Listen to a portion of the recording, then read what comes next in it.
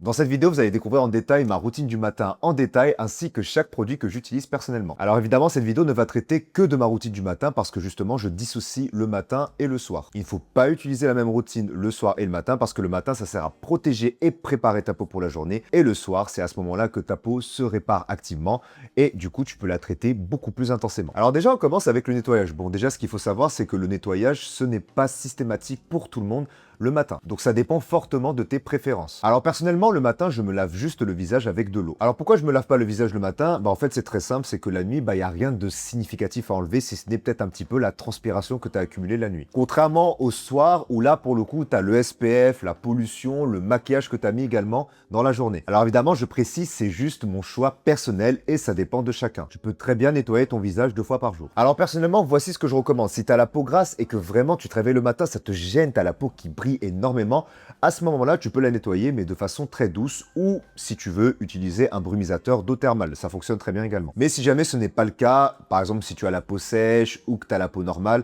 ça n'a réellement pas d'intérêt, l'eau suffit amplement. Alors d'ailleurs, voici une croyance que j'entends souvent, c'est que beaucoup de personnes pensent qu'en nettoyant plus fort, ils vont mieux nettoyer la peau, alors que justement, ça fait l'effet inverse. Justement, si tu nettoies beaucoup trop ta peau, tu vas l'irriter et elle aura tendance à produire encore plus de sébum en réaction à ça. Alors personnellement, ce que je conseille généralement aux personnes, c'est de tester sur 2 semaines sans nettoyer leur peau le matin pour voir si ça change vraiment quelque chose.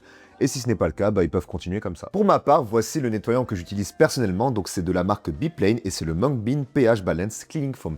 Donc ce que je trouve excellent avec celui-ci, c'est qu'il est extrêmement doux, il n'est pas irritant, il ne contient pas d'ingrédients bizarres qui peut te défoncer ta barre cutanée. Et ce que j'aime beaucoup avec lui, c'est qu'il arrive à mousser convenablement sans contenir de SLS ou de SLES. Donc je le conseille vraiment aux peaux qui sont surtout mixtes à grasses. Tu pourras le trouver sur YesStyle, je te mettrai le lien en description. Ok, maintenant on passe à l'hydratation et là ça dépend fortement de ton type de peau. Alors par exemple, si tu as la peau très sèche, sèche ou normale, c'est beaucoup mieux de privilégier les crèmes qui sont très riches et qui contiennent énormément de céramides. Bien qu'une précision importante, c'est que les céramides, c'est important pour tous les types de peau, c'est pas que pour les peaux sèches, parce que ça permet de soutenir ta barrière cutanée. Et tu te doutes bien, une barrière cutanée saine, ça te permettra d'éviter d'avoir des irritations et des imperfections. Par contre, si tu as la peau mixte ou grasse, c'est beaucoup mieux de privilégier des textures qui sont légères pour pas obstruer tes pores évidemment. Et du coup, à ce moment-là, ce que je recommande souvent, c'est les crèmes qui ont une texture de gel. C'est beaucoup plus agréable pour la peau. Et je vais te dire une erreur que je vois souvent chez les personnes qui me contactent, c'est qu'en fait, la plupart des personnes pensent que vu qu'ils ont la peau grasse, ils peuvent sauter l'hydratation parce que s'ils mettent une crème par-dessus,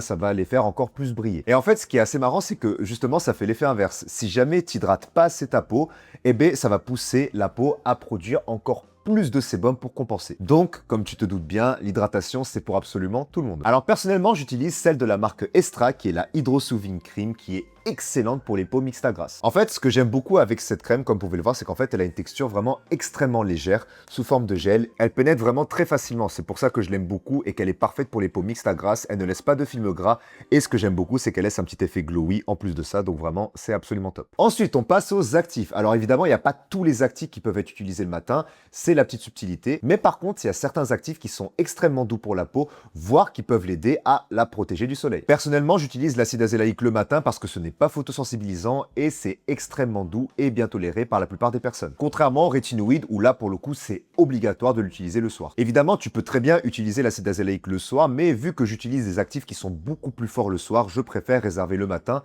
à des actifs qui sont doux comme celui-ci. Alors personnellement, j'utilise celui de la marque Theramid, qui est l'azide, à 15% d'acide azélaïque. Il est super pour les peaux mixtes à grasse, car il a une texture hyper légère sous forme de sérum, et en plus de ça, il contient des céramides, donc c'est super pour la barrière cutanée. Et ce que j'aime beaucoup, c'est qu'il n'y a vraiment aucun ingrédient bizarre, c'est vraiment top. Et puis en bonus, si comme moi, tu as des cernes qui sont assez prononcées, tu peux très bien utiliser des produits pour le contour des yeux. Alors personnellement, j'utilise 2 produits pour mes cernes. Alors j'utilise d'abord celui de Horace, qui contient de la caféine et qui est adapté pour les cernes qui sont souvent liées à la fatigue par le manque de sommeil. Et ensuite, pour mes cernes bruns, vu que j'ai la peau plutôt mate, j'utilise celui de Marie May qui est excellent car il contient de l'acide tranexamique qui permet justement d'hydrater le contour des yeux et de diminuer l'apparence des cernes bruns. Évidemment, ça n'engage que moi. Tu peux très bien utiliser n'importe quelle crème pour les yeux, il n'y a pas de souci. Ensuite, pour finir, on termine avec le plus important, sans quoi le reste ne sert strictement à rien, c'est le SPF. Alors évidemment, le SPF, comme j'ai dit, c'est vraiment un non négociable. C'est tous les jours, même si vous sortez 10 minutes au soleil, c'est obligatoire. Pourquoi c'est super important? Parce qu'en fait, les rayons UV, ça va aggraver et foncer les marques post-acné. Et en plus, irriter fortement la peau. Si jamais tu ne t'en protèges pas,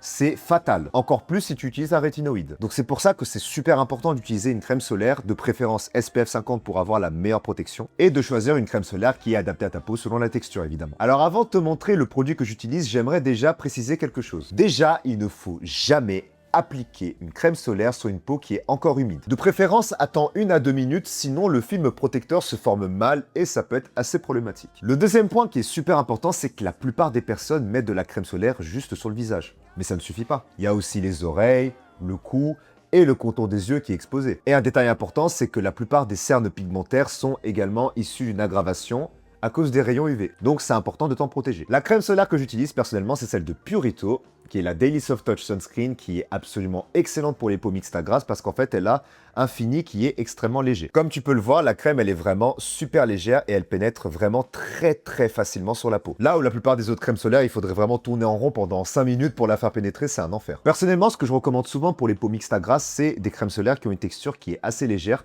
parce que sinon, ça risque de leur laisser un petit effet brillant et gras sur la peau qui est assez désagréable qu'on sent toute la journée. Encore plus pour les personnes qui mettent du maquillage. C'est pour ça que je conseille ce genre de crème solaire. Évidemment, c'est propre à chacun. Je vous conseille de tester la crème solaire et sa texture sur votre peau pour voir vraiment si c'est pertinent de la garder. Mais les personnes qui ont une peau très sèche ou normale peuvent privilégier des crèmes solaires un petit peu plus riches. Évidemment, tous les produits que je vous ai montrés, c'est des produits que je recommande souvent, mais c'est uniquement ma préférence après avoir testé beaucoup de produits. La peau de chacun réagit différemment, donc évidemment, la meilleure façon de savoir si un produit est adapté pour toi, c'est de tester par toi-même. Je laisserai évidemment la liste des produits que j'ai montrés dans cette vidéo en description. J'espère que la vidéo t'a plu, et sur ce, je te dis à la prochaine pour une prochaine vidéo sur l'acné.